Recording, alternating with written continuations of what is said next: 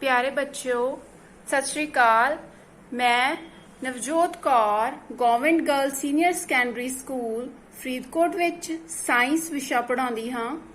अज आपां 8वीं क्लास का लैसन जालन अते लाट इसनूं समझण जा रहे हां। आओ हुण इस लैसन बारे चर्चा करदे हां। बेटे, इन्हां तस्वीरां विच तुसीं देख रहे हो कि ਇਹ ਤਸਵੀਰਾਂ ਸਾਡੇ ਆਲੇ ਦੁਆਲੇ ਤੋਂ ਹੀ ਲਈਆਂ ਗਈਆਂ ਹਨ। ਸਾਇੰਸ ਬਾਰੇ ਇਹ ਬਹੁਤ ਹੀ ਵਧੀਆ ਤੱਥ ਹੈ ਕਿ ਸਾਇੰਸ ਦੇ ਸਾਰੇ ਵਰਤਾਰੇ ਸਾਡੇ ਆਲੇ ਦੁਆਲੇ ਵਾਪਰਦੇ ਰਹਿੰਦੇ ਹਨ। ਇਹਨਾਂ ਨੂੰ ਅਸੀਂ ਆਮ ਆਪਣੀ ਲੋਕਲ ਭਾਸ਼ਾ ਦੇ ਵਿੱਚ ਆਪਣੇ ਸ਼ਬਦਾਂ ਦੇ ਵਿੱਚ ਸਮਝਦੇ ਹਾਂ, ਪਰ ਹੁਣ ਅਸੀਂ ਇਹਨਾਂ ਸਾਰੀਆਂ ਘਟਨਾਵਾਂ ਨੂੰ ਸਾਇੰਸ ਦੇ ਨਾਲ जोड़ के समझांगे तो तुहानू ये लैसन आराम नाल समझ आ जाएगा। इन्हां तस्वीरां विच देखो कि इन्हां तीनों ही तस्वीरां विच असीं की कर रहे हां। पहली तस्वीर विच लकड़ां दी सहायता नाल खाना बनाया जा रहा है, जदों कि दूसरी ते तीसरी तस्वीर दे विच असीं गैस ते कैरोसीन दी वरतों नाल स्टोव चला रहे हां। इसे तरह नाल ਸਾਡੇ ਕੋਲੇ ਇਹਨਾਂ ਪਿਕਚਰਸ ਦੇ ਵਿੱਚ ਤੁਸੀਂ ਦੇਖ ਸਕਦੇ ਹੋ ਕਿ ਫੈਕਟਰੀ ਦੇ ਵਿੱਚ ਕੋਲਾ ਅਤੇ ਗੈਸ ਦੀ ਵਰਤੋਂ ਕੀਤੀ ਜਾ ਰਹੀ ਹੈ।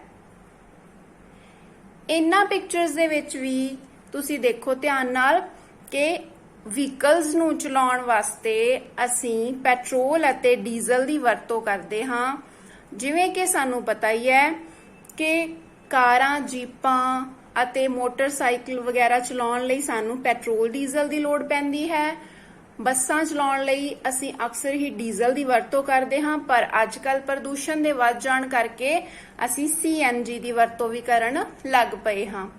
ਇਹਨਾਂ ਸਾਰੀਆਂ ਤਸਵੀਰਾਂ ਦੇ ਵਿੱਚ ਇੱਕ ਚੀਜ਼ ਕਾਮਨ ਹੈ, ਉਹ ਇਹ ਹੈ ਕਿ ਅਸੀਂ ਊਰਜਾ ਪ੍ਰਾਪਤ ਕਰਨ ਲਈ ਬਾਲਣਾਂ ਦੀ ਵਰਤੋਂ ਕਰ ਰਹੇ ਹਾਂ। ਤਾਂ ਇਹਨਾਂ ਬਾਲਣਾਂ ਤੋਂ ਊਰਜਾ ਕਿਵੇਂ ਪ੍ਰਾਪਤ ਕੀਤੀ ਜਾਂਦੀ ਹੈ, ਉਸ ਕਿਰਿਆ ਨੂੰ ਕੀ ਕਹਿੰਦੇ ਹਨ, ਉਸ ਨੂੰ ਅਸੀਂ ਬੋਲਦੇ ਹਾਂ ਜਾਲਨ।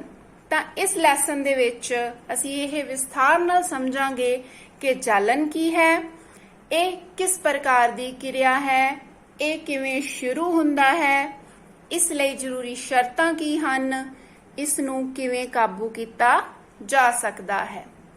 ਤਾਂ ਆਓ ਇੱਕ ਇੱਕ ਕਰਕੇ ਜਾਣਦੇ ਹਾਂ। ਇਹਨਾਂ ਤਸਵੀਰਾਂ ਵਿੱਚ ਤੁਸੀਂ ਦੇਖ ਰਹੇ ਹੋ ਕਿ ਮੋਮਬੱਤੀ ਜਲ ਰਹੀ ਹੈ। ਫਿਰ ਦੂਸਰਾ ਤੁਹਾਨੂੰ ਯਾਦ ਹੋਵੇਗਾ ਮੈਗਨੀਸ਼ੀਅਮ ਰਿਬਨ ਜਲ ਰਿਹਾ ਹੈ। ਤੀਸਰੀ ਪਿਕਚਰ ਦੇ ਵਿੱਚ ਕੋਲੇ ਦਾ ਦਹਨ ਹੋ ਰਿਹਾ ਹੈ। ਤਾਂ ਇਹਨਾਂ ਸਾਰੀਆਂ ਕਿਰਿਆਵਾਂ ਦੇ ਵਿੱਚ ਜਾਲਨ ਕਿਰਿਆ ਚੱਲ ਰਹੀ ਹੈ। ਤਾਂ ਆਓ ਅਸੀਂ ਇਹਨਾਂ ਕਿਰਿਆਵਾਂ ਨੂੰ ਦੁਹਰਾਉਂਦੇ ਹਾਂ। ਇਸ ਕਿਰਿਆ ਵਿੱਚ ਅਸੀਂ ਮੈਗਨੀਸ਼ੀਅਮ ਰਿਬਨ ਨੂੰ ਸਾਫ਼ ਕਰਕੇ ਜਦੋਂ ਹੀ ਅੱਗ ਲਗਾਣੀ ਸ਼ੁਰੂ ਕੀਤੀ ਤਾਂ ਕੁਝ ਦੇਰ ਬਾਅਦ ਇਹ ਜਲਣਾ ਸ਼ੁਰੂ ਕਰ ਦਿੰਦਾ ਹੈ। ਬਹੁਤ ਹੀ ਜ਼ਿਆਦਾ ਤੇਜ਼ ਚਿੱਟੀ ਰੌਸ਼ਨੀ ਨਾਲ ਜਲਦਾ ਹੋਇਆ ਅੰਤ ਵਿੱਚ ਚਿੱਟੇ ਰੰਗ ਦੀ ਰਾਖ ਵਿੱਚ ਬਦਲ ਜਾਂਦਾ ਹੈ। ਇਹ ਕਿਰਿਆ ਅਸੀਂ 7ਵੀਂ ਜਮਾਤ ਵਿੱਚ ਪੜ੍ਹੀ ਸੀ, ਤੁਹਾਨੂੰ ਯਾਦ ਹੀ ਹੋਣਾ ਇਸ ਬਾਰੇ। ਇਸੇ ਤਰ੍ਹਾਂ ਨਾਲ ਅਸੀਂ ਇੱਕ ਹੋਰ ਕਿਰਿਆ ਦੇਖਦੇ ਹਾਂ, ਉਹ ਹੈ ਕੋਲੇ ਦਾ ਜਲਣਾ। ਤੁਸੀਂ ਦੇਖਿਆ ਹੋਣਾ ਬੱਚਿਓ ਕਿ ਜਦੋਂ ਕੋਲਾ ਜਲਦਾ ਹੈ, ਕੋਲੇ ਦੇ ਜਲਣ ਤੋਂ ਬਾਅਦ ਸਾਡੇ ਕੋਲੇ ਕਾਲੇ ਰੰਗ ਦੀ ਸੁਆਹ ਇਕੱਠੀ ਹੋ ਜਾਂਦੀ ਹੈ। ਤਾਂ ਹੁਣ ਇਹਨਾਂ ਦੋਨੋਂ ਕਿਰਿਆਵਾਂ ਦੇ ਵਿੱਚ ਤੁਸੀਂ ਦੇਖੋ ਮੈਗਨੀਸ਼ੀਅਮ ਦਾ ਰਿਬਨ ਤੇ ਉਸ ਤੋਂ ਬਾਅਦ ਕੋਲਾ ਜਾਂ ਮੋਮਬੱਤੀ ਦੀ ਵੀ ਗੱਲ ਕਰੀਏ ਤਾਂ ਜਿਹੜੀ ਅਵਸਥਾ ਵਿੱਚ ਸਾਡੀ ਵਸਤੂ ਪਹਿਲਾਂ ਸੀ ਉਸ ਤੋਂ ਬਿਲਕੁਲ ਨਵਾਂ ਪਦਾਰਥ ਬਣ ਗਿਆ। ਤਾਂ ਇਹੋ ਜਿਹੀ ਕਿਰਿਆ ਨੂੰ ਅਸੀਂ ਕਿਹੜਾ ਨਾਮ ਦਿੰਦੇ ਸੀ? ਰਸਾਇਣਿਕ ਕਿਰਿਆ। ਤਾਂ ਹੁਣ ਇੱਥੋਂ ਹੀ ਅਸੀਂ ਇਸ ਦੀ ਪਰਿਭਾਸ਼ਾ ਵੀ ਸਿੱਖ ਸਕਦੇ ਹਾਂ ਕਿ ਉਹ ਰਸਾਇਣਿਕ ਕਿਰਿਆ ਜਿਸ ਵਿੱਚ ਪਦਾਰਥ ਆਕਸੀਜਨ ਨਾਲ ਕਿਰਿਆ ਕਰਕੇ ਗਰਮੀ ਪੈਦਾ ਕਰਦਾ ਹੈ ਉਸ ਨੂੰ ਜਾਲਣ ਕਹਿੰਦੇ ਹਨ। ਇਸ ਕਿਰਿਆ ਦੌਰਾਨ ਕਦੇ-ਕਦੇ ਪ੍ਰਕਾਸ਼ ਵੀ ਪੈਦਾ ਹੁੰਦਾ ਹੈ। ਬੱਚਿਓ, ਜਿਹੜੇ ਪਦਾਰਥ ਬਲ ਸਕਦੇ ਹਨ, ਬਲਦੇ ਹਨ, ਉਹਨਾਂ ਨੂੰ ਅਸੀਂ ਜਲਨਸ਼ੀਲ ਪਦਾਰਥ ਕਹਿੰਦੇ ਹਾਂ। ਉਦਾਹਰਣ ਵਜੋਂ ਮੈਗਨੀਸ਼ੀਅਮ ਰਿਬਨ ਜਾਂ ਕੋਲਾ। ਜਲਨਸ਼ੀਲ ਪਦਾਰਥ ਨੂੰ ਅਸੀਂ ਬਾਲਣ ਦਾ ਨਾਮ ਵੀ ਦੇ ਸਕਦੇ ਹਾਂ। ਹੁਣ ਅਸੀਂ ਇਹ ਸਮਝਾਂਗੇ ਕਿ ਜਾਲਣ ਕਿਰਿਆ ਜਿਹੜੀ ਰਸਾਇਣਿਕ ਕਿਰਿਆ ਹੁੰਦੀ ਹੈ, ਇਸ ਲਈ ਕਿਹੜੀਆਂ-ਕਿਹੜੀਆਂ ਜ਼ਰੂਰੀ ਸ਼ਰਤਾਂ ਹਨ। ਕਿਉਂਕਿ ਜਾਲਣ ਕਿਰਿਆ ਇੱਕ ਕਿਰਿਆ ਵਾਂਗ ਚੱਲ ਰਹੀ ਹੈ, ਉਸ ਨੂੰ ਕਿਹੜੀਆਂ ਅਵਸਥਾਵਾਂ ਹੈ ਜਿਹੜੀਆਂ ਕੰਟੀਨਿਊਅਸ ਰੱਖ ਸਕਦੀਆਂ ਹਨ। ਤਾਂ ਇਸ ਲਈ ਪਹਿਲੀ ਸ਼ਰਤ ਹੈ ਬਾਲਣ ਦਾ ਹੋਣਾ, ਦੂਸਰੀ ਅਵਸਥਾ ਹੈ ਹਵਾ ਦਾ ਹੋਣਾ ਜਾਂ ਆਕਸੀਜਨ ਦੀ ਹੋਂਦ, ਤੀਸਰੀ ਜ਼ਰੂਰੀ ਸ਼ਰਤ ਹੈ ਪ੍ਰਜਵਲਨ ਤਾਪਮਾਨ। ਹੁਣ ਅਸੀਂ ਇਹਨਾਂ ਤਿੰਨੋਂ ਪੁਆਇੰਟਸ ਬਾਰੇ ਡਿਟੇਲ ਵਿੱਚ ਡਿਸਕਸ ਕਰਾਂਗੇ। ਤਾਂ ਸਭ ਤੋਂ ਪਹਿਲਾਂ ਬਾਲਣ ਦੀ ਗੱਲ ਕਰਦੇ ਹਾਂ। ਬਾਲਣ ਬੱਚਿਓ ਤਿੰਨ ਤਰ੍ਹਾਂ ਦਾ ਹੁੰਦਾ ਹੈ, ਠੋਸ, ਦਰਵ ਤੇ ਗੈਸ। ਠੋਸ ਬਾਲਣ ਦੀ ਉਦਾਹਰਣ ਅਸੀਂ ਲੱਕੜੀ ਤੇ ਕੋਲਾ ਜਾਂ ਤੁਸੀਂ ਪਾਥੀਆਂ ਵੀ ਵਰਤਦੇ ਵੇਖਿਆ ਹੋਣਾ ਸਭ ਨੂੰ, ਤਾਂ ਇਹ ਸਭ ਠੋਸ ਬਾਲਣ ਦੀ ਉਦਾਹਰਣ ਹੈ। ਦਰਵ ਦੇ ਵਿੱਚ ਮਿੱਟੀ ਦਾ ਤੇਲ, ਪੈਟਰੋਲ, ਡੀਜ਼ਲ, ਤਾਂ ਇਸ ਤਰ੍ਹਾਂ ਦੀ ਅਸੀਂ ਗੱਲ ਕਰ ਸਕਦੇ ਹਾਂ ਦਰਵ ਬਾਲਣ ਬਾਰੇ। ਬਿਲਕੁਲ ਇਸੇ ਤਰ੍ਹਾਂ ਹੀ ਗੈਸ ਬਾਲਣ LPG ਤੇ CNG। LPG ਬਾਰੇ ਤੁਸੀਂ ਸਾਰੇ ਜਾਣਦੇ ਹੋ, ਬਿਲਕੁਲ ਸਹੀ ਹੈ, ਲਿਕੁਇਫਾਈਡ ਪੈਟਰੋਲੀਅਮ ਗੈਸ, ਜਿਹੜੀ ਕਿ ਅਸੀਂ ਸਿਲੰਡਰਸ ਦੇ ਵਿੱਚ ਭਰ ਕੇ ਆਪਣੀ ਰਸੋਈ ਦੇ ਵਿੱਚ ਵਰਤਦੇ ਹਾਂ। CNG ਗੈਸ ਦੀ ਗੱਲ ਅਸੀਂ ਸਟਾਰਟਿੰਗ ਵਿੱਚ ਹੀ ਕਰ ਚੁੱਕੇ ਹਾਂ, ਕੰਪਰੈਸਡ ਨੈਚੁਰਲ ਗੈਸ। ਇਸ ਨੂੰ ਨਪੀੜਤ ਕੁਦਰਤੀ ਗੈਸ ਵੀ ਕਿਹਾ ਜਾਂਦਾ ਹੈ। ਤੁਹਾਨੂੰ ਪਤਾ ਹੀ ਹੈ ਕਿ ਇਸ ਨੂੰ ਅਸੀਂ ਵਾਹਨਾਂ ਵਿੱਚ ਤਾਂ ਵਰਤਦੇ ਹੀ ਹਾਂ, ਪਰ ਕਈ ਜਗ੍ਹਾ ਤੇ ਘਰਾਂ ਦੇ ਵਿੱਚ ਵੀ ਇਸ ਦੀ ਵਰਤੋਂ ਬਾਲਣ ਵਜੋਂ ਕੀਤੀ ਜਾਂਦੀ ਹੈ। ਕੀ ਤੁਸੀਂ ਜਾਣਦੇ ਹੋ ਕਿ ਇਹ ਕਿਰਿਆ ਸਾਡੇ ਸਰੀਰ ਅੰਦਰ ਵੀ ਵਾਪਰਦੀ ਰਹਿੰਦੀ ਹੈ? ਤਾਂ ਬੱਚਿਓ 7ਵੀਂ ਕਲਾਸ ਦੇ ਵਿੱਚ ਅਸੀਂ ਜਦੋਂ ਪਾਚਨ ਪ੍ਰਣਾਲੀ ਵਾਲਾ ਲੈਸਨ ਪੜ੍ਹਿਆ ਸੀ ਤਾਂ ਉਸ ਵਿੱਚ ਤੁਹਾਨੂੰ ਯਾਦ ਹੋਣਾ ਕਿ ਭੋਜਨ ਦਾ ਪਾਚਨ ਹੋਣ ਉਪਰੰਤ ਜਿਹੜਾ ਗਲੂਕੋਜ਼ ਬਣ ਜਾਂਦਾ ਹੈ ਉਹ ਆਕਸੀਜਨ ਨਾਲ ਕਿਰਿਆ ਕਰਕੇ ਕਾਰਬਨ ਡਾਈਆਕਸਾਈਡ ਤੇ ਪਾਣੀ ਬਣਾਉਂਦਾ ਹੈ, ਤੇ ਇਸ ਦੇ ਨਾਲ ਜੋ ਸਾਡੇ ਕੋਲੇ ਊਰਜਾ ਦੇ ਰੂਪ ਵਿੱਚ ਵੀ ਇਹ ਸਾਨੂੰ ਪ੍ਰਾਪਤ ਹੁੰਦਾ ਹੈ। ਵਿਦਿਆਰਥੀਓ, ਤੁਸੀਂ ਜਾਣਦੇ ਹੋ ਕਿ ਸਾਰੇ ਪਦਾਰਥ ਜਲਨਸ਼ੀਲ ਨਹੀਂ ਹੁੰਦੇ। ਤਾਂ ਇਸ ਨੂੰ ਸਮਝਣ ਲਈ ਅਸੀਂ ਇੱਕ ਕਿਰਿਆ ਕਰਦੇ ਹਾਂ। ਇਸ ਕਿਰਿਆ ਵਾਸਤੇ ਸਾਨੂੰ ਕੁਝ ਸਮਾਨ ਚਾਹੀਦਾ ਹੈ, ਜਿਵੇਂ ਸਟ੍ਰੋ, ਮਾਚਿਸ ਦੀ ਤੀਲੀ, ਮਿੱਟੀ ਦਾ ਤੇਲ, ਕਾਗਜ਼, ਕਿੱਲ, ਪੱਥਰ ਤੇ ਕੱਚ ਦਾ ਟੁਕੜਾ। ਹੁਣ ਅਸੀਂ ਸਟ੍ਰੋ ਨੂੰ ਜਲਾਇਆ, ਇਹ ਜਲ ਗਿਆ। ਇਸੇ ਤਰ੍ਹਾਂ ਕੈਰੋਸਿਨ ਆਇਲ, ਮਿੱਟੀ ਦਾ ਤੇਲ, ਇਸ ਨੂੰ ਜਲਾਇਆ, ਇਹ ਵੀ ਜਲ ਰਿਹਾ ਹੈ। ਕਾਗਜ਼ ਨੂੰ ਵੀ ਅੱਗ ਲੱਗ ਜਾਂਦੀ ਹੈ, ਪਰ ਜਦੋਂ ਅਸੀਂ ਲੋਹੇ ਦੀ ਕਿੱਲ ਨੂੰ ਜਲਾਉਂਦੇ ਹਾਂ ਜਾਂ ਕੋਲੇ ਪੱਥਰ ਦੇ ਟੁਕੜਿਆਂ ਨੂੰ ਜਲਾਉਂਦੇ ਹਾਂ ਜਾਂ ਗਲਾਸ ਨੂੰ ਜਲਾਉਂਦੇ ਹਾਂ ਤਾਂ ਇਹਨਾਂ ਨੂੰ ਅੱਗ ਨਹੀਂ ਲੱਗਦੀ। ਕਹਿਣ ਤੋਂ ਭਾਵ ਕੁਝ ਪਦਾਰਥ ਜਲਦੇ ਹੈ ਤੇ ਕੁਝ ਨਹੀਂ ਜਲਦੇ। ਇਹਨਾਂ ਨੂੰ ਅਸੀਂ ਦੋ ਵਰਗਾਂ ਦੇ ਵਿੱਚ ਵੰਡ ਸਕਦੇ ਹਾਂ, ਜਲਨਸ਼ੀਲ ਪਦਾਰਥ ਤੇ ਨਾ ਜਲਨਸ਼ੀਲ ਪਦਾਰਥ।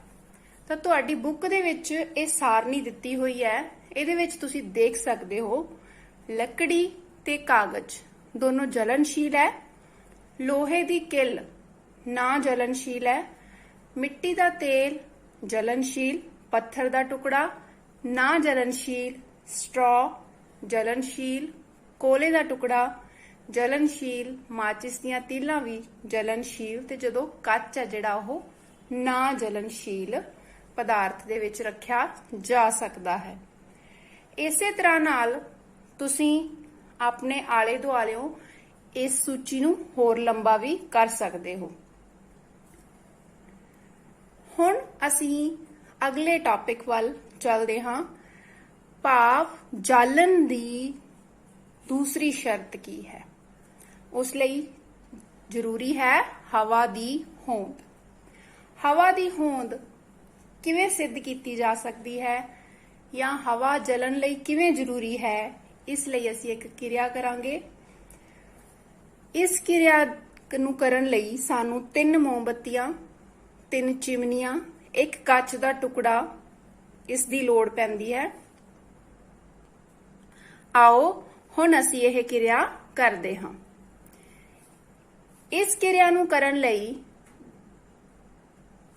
ਅਸੀਂ 3 ਮੋਮਬੱਤੀਆਂ ਲੈਣੀਆਂ।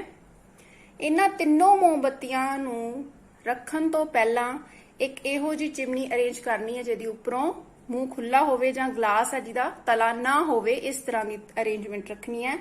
ਪਹਿਲੀ ਮੋਮਬੱਤੀ ਨੂੰ ਅਸੀਂ ਚਿਮਨੀ ਨਾਲ ਢੱਕਣਾ ਹੈ, ਪਰ ਛੋਟੇ ਛੋਟੇ 2 ਲੱਕੜ ਦੇ ਗੁਟਕੇ ਰੱਖ ਕੇ ਇਸ ਨੂੰ ਦੇਖੋ।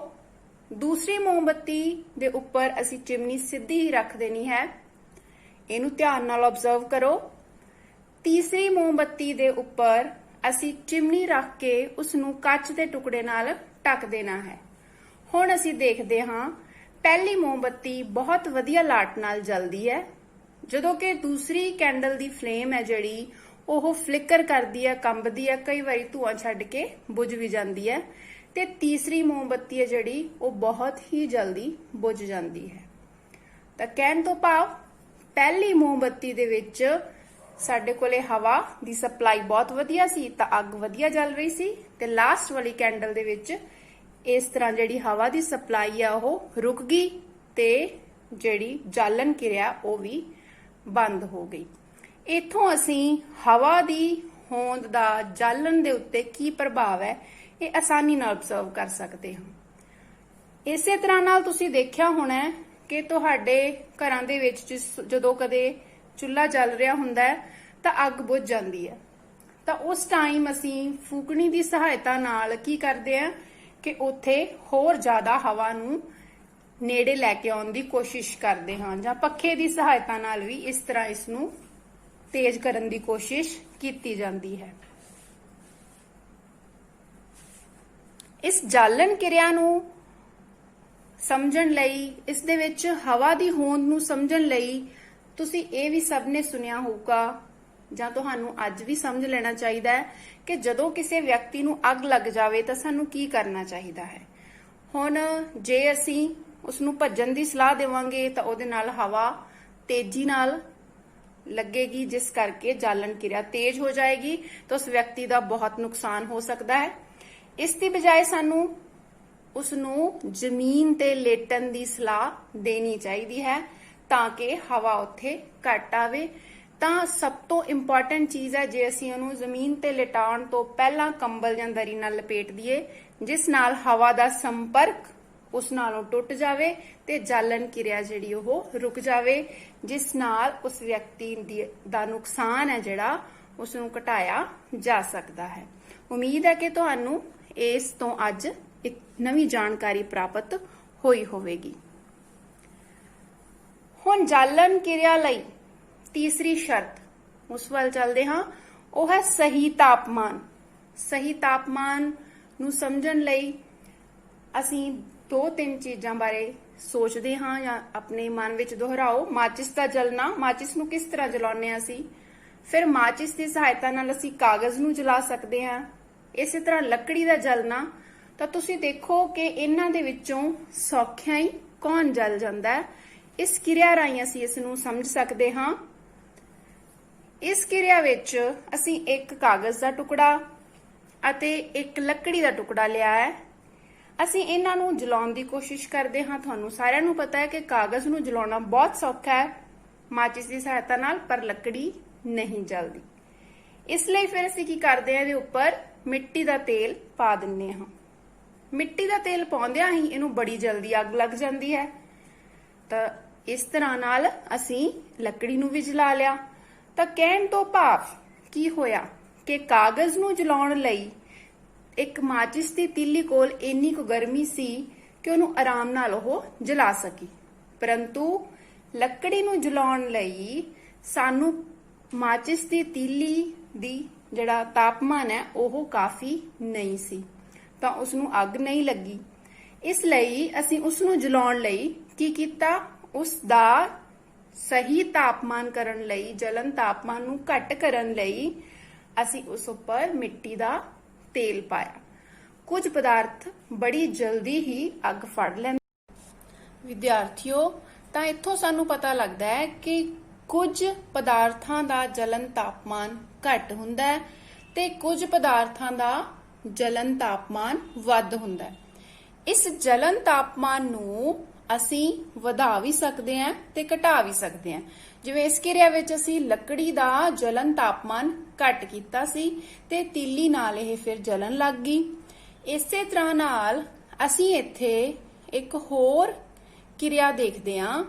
ਇਸ ਕਿਰਿਆ ਵਿੱਚ ਅਸੀਂ ਜਲਨ ਤਾਪਮਾਨ ਨੂੰ ਵਧਾਉਣ ਦੇ ਲਈ ਕਿਰਿਆ ਇਹ ਕਰਦੇ ਹਾਂ।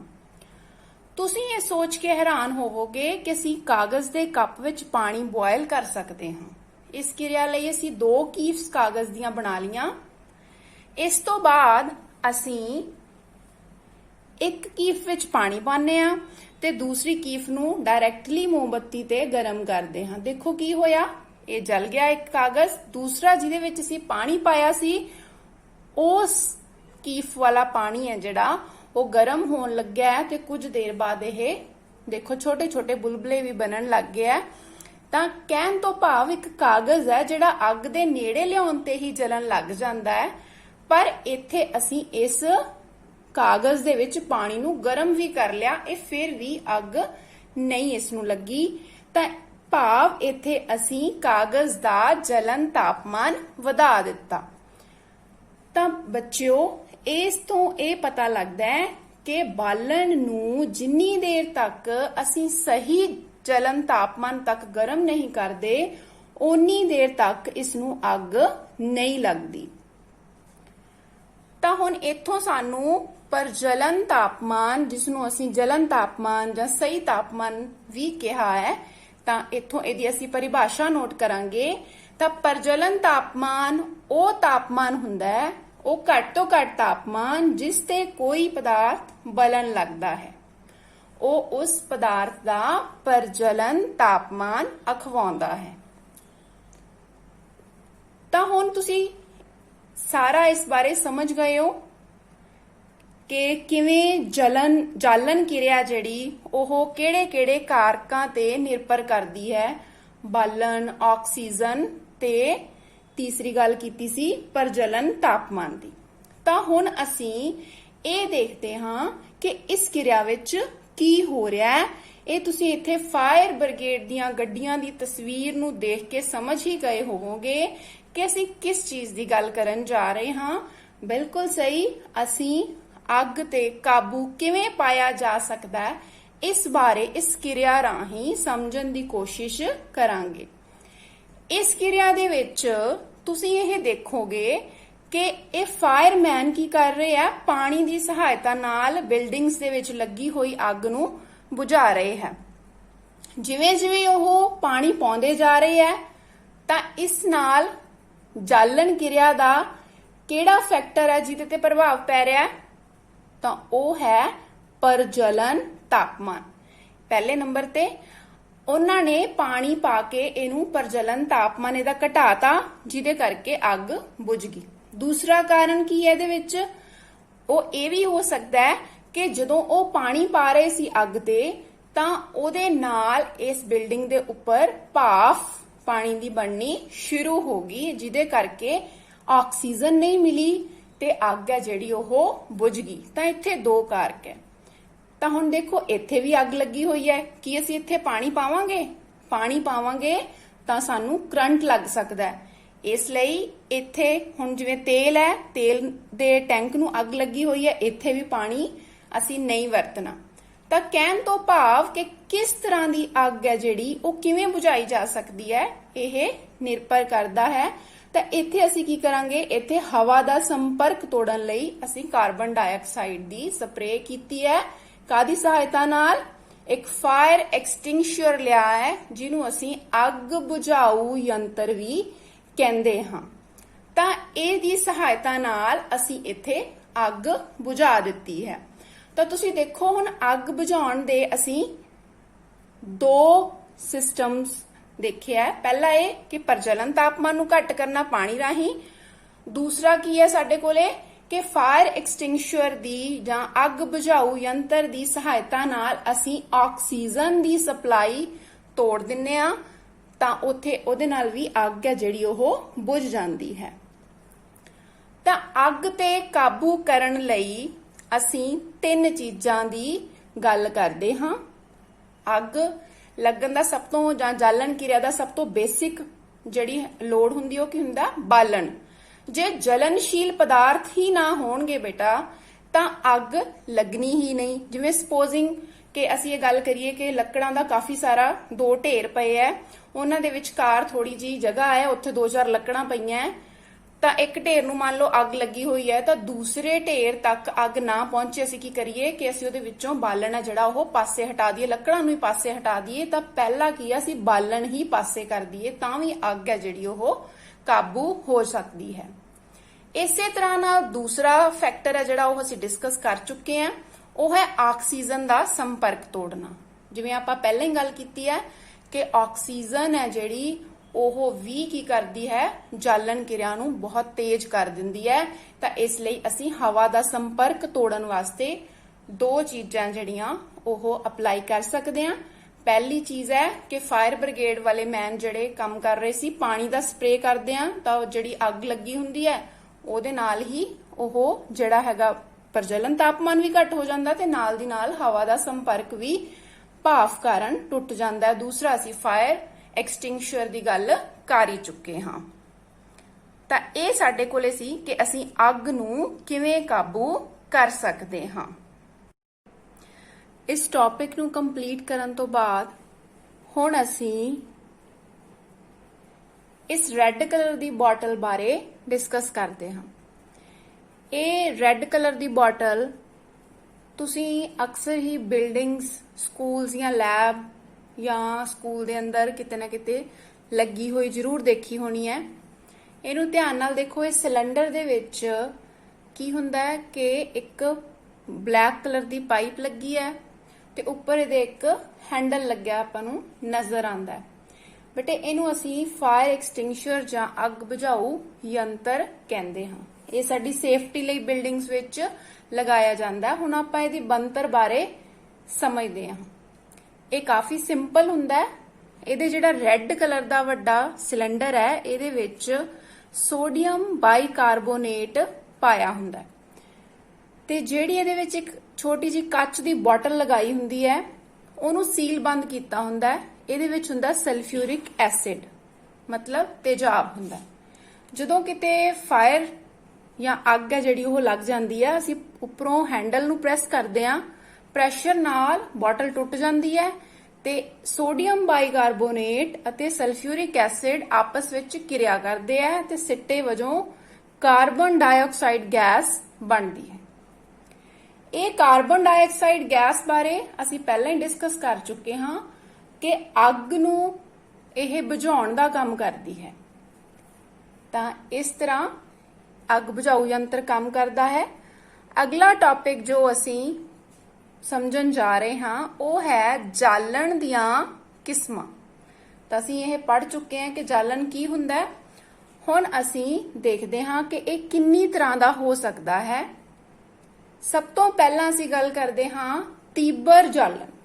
ਤੀਬਰ ਨਾਮ ਤੋਂ ਹੀ ਸਪਸ਼ਟ ਹੈ, ਤੀਬਰ ਮਤਲਬ ਜਲਦੀ ਜਲਦੀ। ਇਹੋ ਜੀ ਚੀਜ਼ ਜੋ ਬੜੀ ਜਲਦੀ ਜਲਣਾ ਸ਼ੁਰੂ ਕਰ ਦਿੰਦੀ ਹੈ ਉਸ ਨੂੰ ਅਸੀਂ ਤੀਬਰ ਜਾਲਣ ਕਹਿੰਦੇ ਹਾਂ। ਉਦਾਹਰਣ ਵਜੋਂ ਜਦੋਂ ਹੀ ਅਸੀਂ ਗੈਸ ਦੇ ਕੋਲੇ ਬਲਦੀ ਹੋਈ ਤੀਲੀ ਲੈ ਕੇ ਜਾਂਦੇ ਆ ਤਾਂ ਗੈਸ ਬੜੀ ਜਲਦੀ ਬਲਣਾ ਸ਼ੁਰੂ ਕਰ ਦਿੰਦੀ ਹੈ। ਇਸ ਤਰ੍ਹਾਂ ਦੇ ਜਾਲਣ ਨੂੰ ਅਸੀਂ ਤੀਬਰ ਜਾਲਣ ਕਹਿੰਦੇ ਹਾਂ। ਦੂਸਰਾ ਜਿਹੜਾ ਕਿਸਮ ਹੈ ਉਹ ਤੁਹਾਡੇ ਲਈ ਥੋੜੀ ਨਵੀਂ ਹੋ ਸਕਦੀ ਹੈ। ਉਹ ਹੈ ਬੱਚੇ ਸੁਤੇ ਸਿੱਧ ਜਾਲਣ, ਮਤਲਬ ਆਪਣੇ ਆਪ ਹੀ ਜਲਣਾ ਸ਼ੁਰੂ ਕਰ ਦੇਣਾ। ਫਾਸਫੋਰਸ ਨਾਮ ਦਾ ਇੱਕ ਅਜਿਹਾ ਪਦਾਰਥ ਹੁੰਦਾ ਹੈ, ਜੇਕਰ ਅਸੀਂ ਇਹਨੂੰ ਕਮਰੇ ਦੇ ਤਾਪਮਾਨ ਤੇ ਹਵਾ ਵਿੱਚ ਰੱਖ ਦਿੰਨੇ ਆ ਤੇ ਇਹਦਾ ਆਕਸੀਕਰਨ ਸ਼ੁਰੂ ਹੋ ਜਾਂਦਾ, ਆਪਣੇ ਆਪ ਹੀ ਇਹ ਜਲਣ ਲੱਗ ਜਾਂਦਾ। ਇਹੋ ਜਿਹੇ ਪਦਾਰਥ ਜਿਹੜੇ ਬਿਨਾਂ ਕਿਸੇ ਕਾਰਨ ਤੇ ਆਪਣੇ ਆਪ ਹੀ ਕਮਰੇ ਦੇ ਤਾਪਮਾਨ ਤੇ ਜਲਣਾ ਸ਼ੁਰੂ ਕਰ ਦੇਣ, ਇਸ ਤਰ੍ਹਾਂ ਦੀ ਕਿਰਿਆ ਨੂੰ ਅਸੀਂ ਸੁਤੇ ਸਿੱਧ ਜਾਲਣ ਕਹਿੰਦੇ ਹਾਂ। ਲਾਸਟ ਜਿਹੜੀ ਕਿਸਮ ਹੈ ਉਹ ਹੈ ਬੱਚੇ ਵਿਸਫੋਟ। ਇਹ ਤੁਹਾਨੂੰ ਸਭ ਨੂੰ ਪਤਾ ਹੈ। ਤਾਂ ਜਦੋਂ ਹੀ ਅਸੀਂ ਕਦੇ ਬਲਦੀ ਹੋਈ ਤੀਲੀ ਪਟਾਕੇ ਦੇ ਨੇੜੇ ਲੈ ਕੇ ਜਾਂਦੇ ਆ ਤਾਂ ਉਹ ਇੱਕ ਧਮਾਕੇ ਨਾਲ ਜਲਣਾ ਸ਼ੁਰੂ ਕਰ ਦਿੰਦੇ ਆ। ਜਾਂ ਕਈ ਵਾਰੀ ਇਹ ਹੁੰਦਾ ਕਿ ਜੇ ਪਟਾਕਿਆਂ ਦੇ ਉੱਤੇ ਅਸੀਂ ਥੋੜਾ ਜਿਹਾ ਵੱਧ ਦਬਾਅ ਪਾ ਦਈਏ ਤਾਂ ਵੀ ਉਹ ਇੱਕ ਧਮਾਕੇ ਨਾਲ ਜਲਣਾ ਸ਼ੁਰੂ ਕਰ ਦਿੰਦੇ ਹੈ। ਤਾਂ ਇਸ ਤਰ੍ਹਾਂ ਦੇ ਜਾਲਣ ਨੂੰ ਅਸੀਂ ਕੀ ਬੋਲਦੇ ਹਾਂ? ਵਿਸਫੋਟਕ ਜਾਲਣ। ਤਾਂ ਹੁਣ ਬੱਚੇ ਜਾਲਣ ਦੀਆਂ ਕਿਸਮਾਂ ਬਾਰੇ ਅਸੀਂ ਪੜ੍ਹ ਚੁੱਕੇ ਹਾਂ। ਹੁਣ ਅਸੀਂ ਦੇਖਦੇ ਹਾਂ ਕਿ ਅਸੀਂ ਇਸ ਸਾਰੇ ਲੈਸਨ ਦੇ ਵਿੱਚੋਂ ਕੀ ਸਿੱਖਿਆ ਹੈ।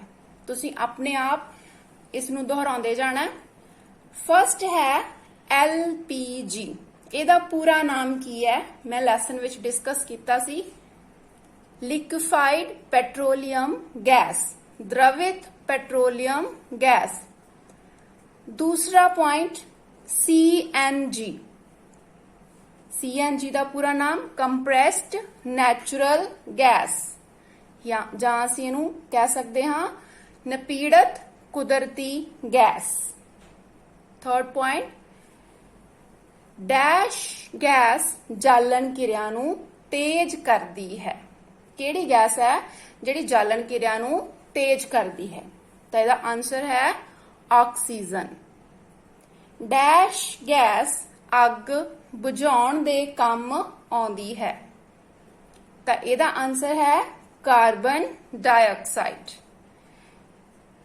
ਨੈਕਸਟ ਹੈ ਡੈਸ਼ ਅੱਗ ਬੁਝਾਊ ਯੰਤਰ ਵਿੱਚ ਤੇਜ਼ਾਬ ਦੀ ਵਰਤੋਂ ਕੀਤੀ ਜਾਂਦੀ। ਕਿਹੜੇ ਤੇਜ਼ਾਬ ਦੀ ਵਰਤੋਂ ਅਸੀਂ ਕਰਦੇ ਹਾਂ? ਤਾਂ ਇਹ ਹੈ ਸਾਡੇ ਕੋਲੇ ਸਲਫਿਊਰਿਕ ਐਸਿਡ। ਤਾਂ ਮੈਨੂੰ ਉਮੀਦ ਹੈ ਬੇਟੇ ਕਿ ਅੱਜ ਦਾ ਲੈਸਨ ਤੁਸੀਂ ਸਮਝ ਲਿਆ ਹੋਊਗਾ। ਹੁਣ ਆਪਣੀਆਂ ਕਿਤਾਬਾਂ ਖੋਲ ਕੇ ਇਸ ਨੂੰ ਤੁਸੀਂ ਉੱਥੋਂ ਰੀਡ ਕਰਨਾ ਹੈ। Thank you.